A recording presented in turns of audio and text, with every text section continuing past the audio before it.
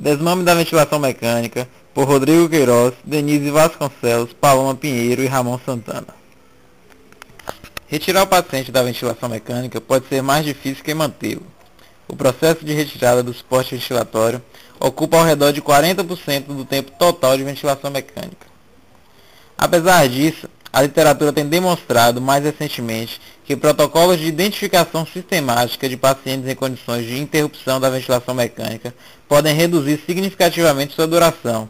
Por outro lado, a busca por índices fisiológicos capazes de predizer acurada e reprodutivelmente o sucesso do desmame ventilatório ainda não chegou a resultados satisfatórios.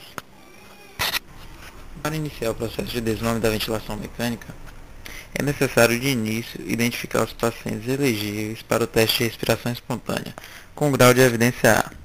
Um outro ponto importante nesse processo é a interrupção diária da sedação, também com grau de evidência A, pois essa sedação é um preditor que influencia diretamente na duração da ventilação mecânica e na maior permanência na UTI e no hospital.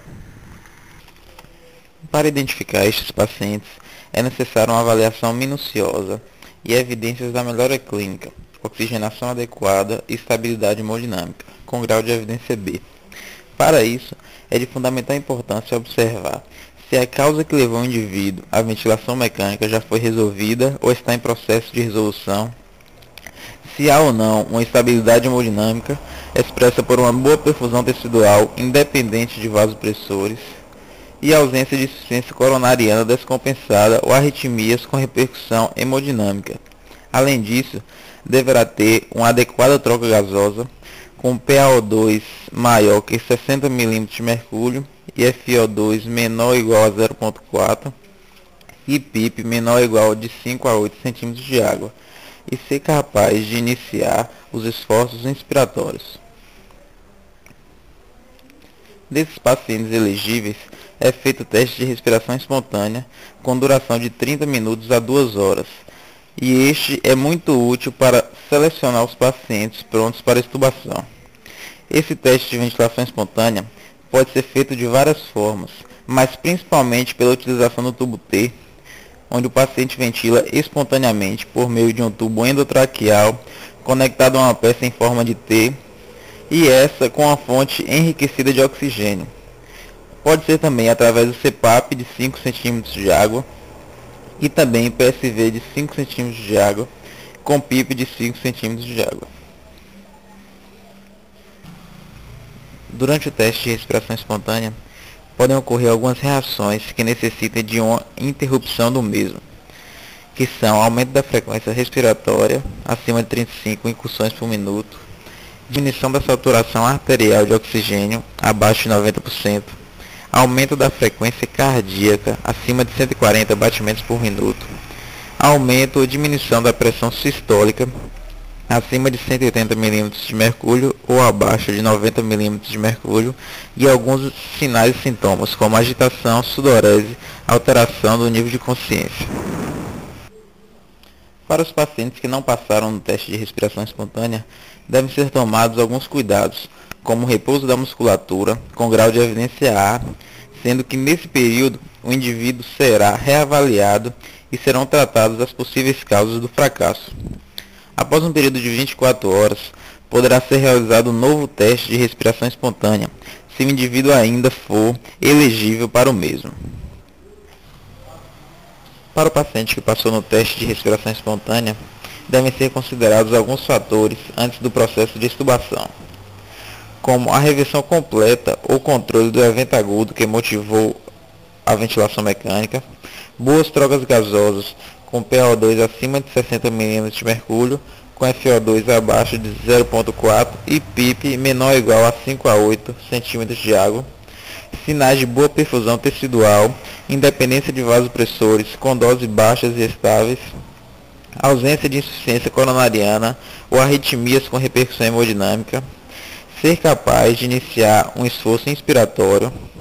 ter um nível de consciência considerável sem agitação psicomotora, ter tosse eficaz, possuir o equilíbrio do ácido base com pH acima de 7,3, possuir correção da sobrecarga hídrica e os valores normais dos eletrólitos, e também principalmente não possuíam intervenção cirúrgica próxima. Uma das técnicas de desmame com grau de evidência A consiste na redução gradual da pressão de suporte em pacientes em ventilação mecânica.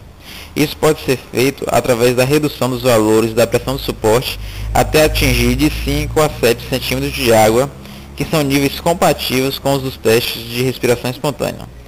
Deve-se também evitar o modo ventilação mandatória intermitente sincronizada sem pressão de suporte, o SINV, como método de desmame ventilatório, pois resultou em maior tempo de ventilação mecânica, segundo alguns estudos. Os índices fisiológicos deveriam acrescentar dados preditivos à avaliação clínica do desmame, resultando em redução das taxas de fracasso,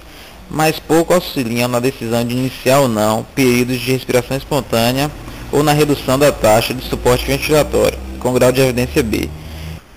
Como mostra o quadro a seguir, o parâmetro fisiológico fosso analisa os índices de capacidade vital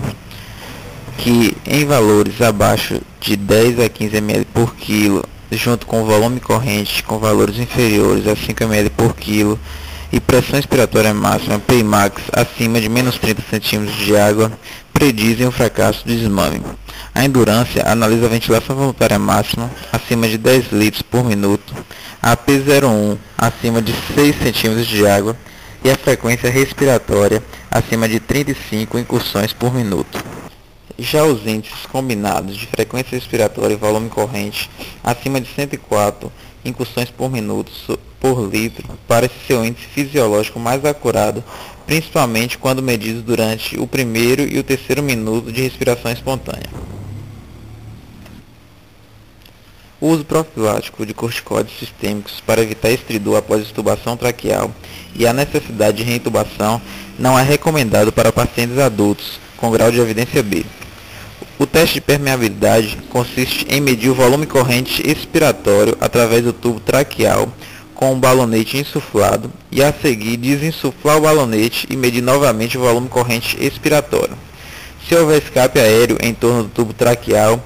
definindo a existência de espaço entre o tubo e a via aérea, o volume corrente expiratório será menor que o volume corrente inspiratório, sugerindo menor chance de edema laríngeo e estridor após a extubação.